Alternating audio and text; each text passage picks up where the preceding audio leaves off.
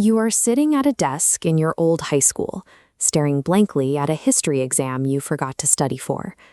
The teacher walks down the aisle, looks at you, and asks why you are taking the test wearing nothing but a swimsuit.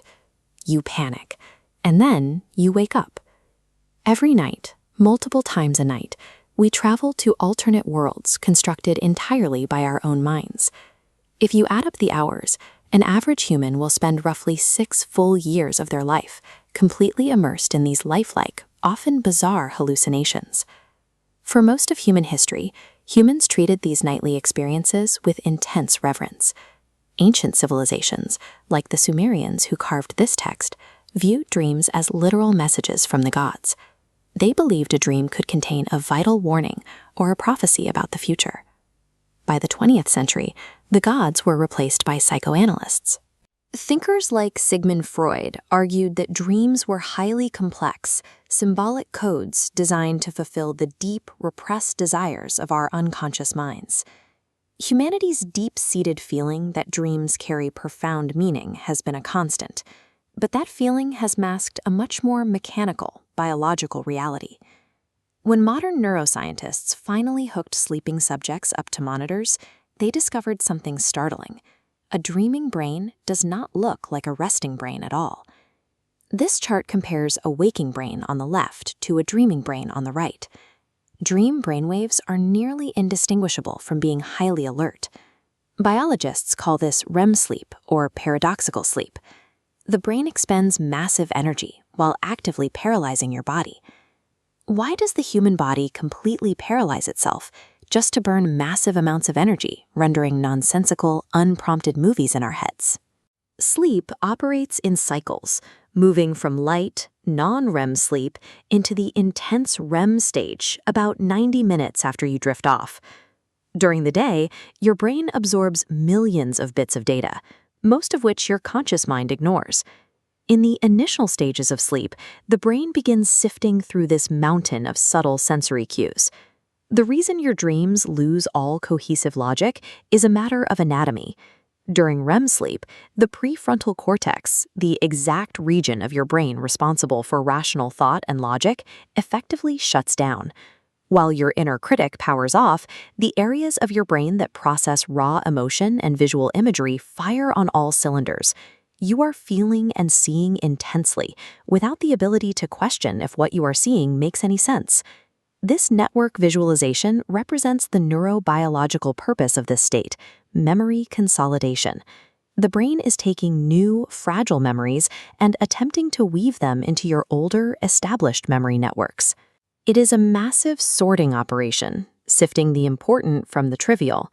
Without the logic center to police these connections, the brain throws things together to see if any useful new associations stick.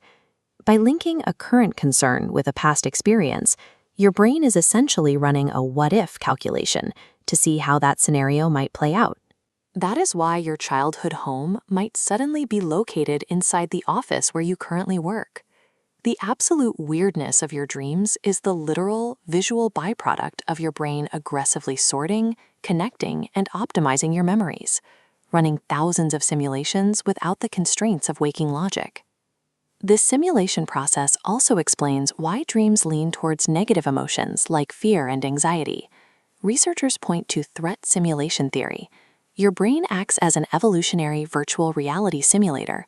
It generates threatening scenarios like falling from a height or being chased by a predator so you can safely practice your emotional and physical reactions.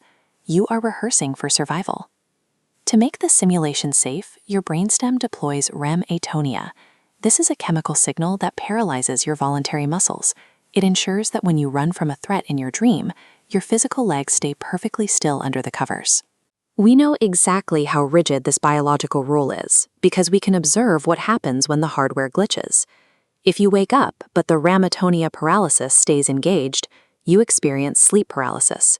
You are conscious but completely frozen. Because the threat-simulating dream world is still overlapping with the waking world, sufferers frequently hallucinate a heavy, hostile presence in the room with them. Historically, these terrifying sleep paralysis glitches were interpreted as literal demons, or mares, pressing down on sleepers' chests.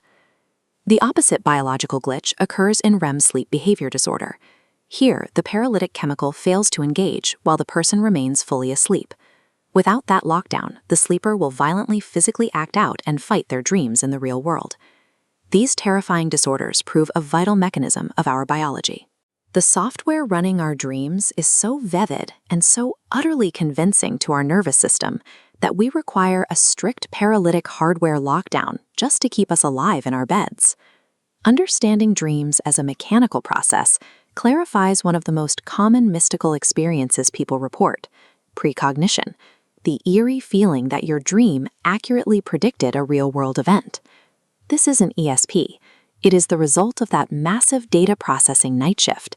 Your subconscious simply connected the dots between those subtle cues your conscious mind ignored during the day, like a coworker's unusual mood or a brief headline, and simulated a likely outcome. When it eventually happens, we remember the dream, but forget the thousands of tiny clues that allowed our brain to predict it.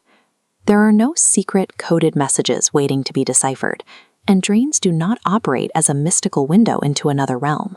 So, the next time you wake up in a cold sweat from a terrifying chase, or embarrassed by a surreal failure in front of your high school class, do not panic. It just means your brain successfully finished the night shift. It ran the diagnostics, pruned the useless data, and sharpened your survival skills to face reality.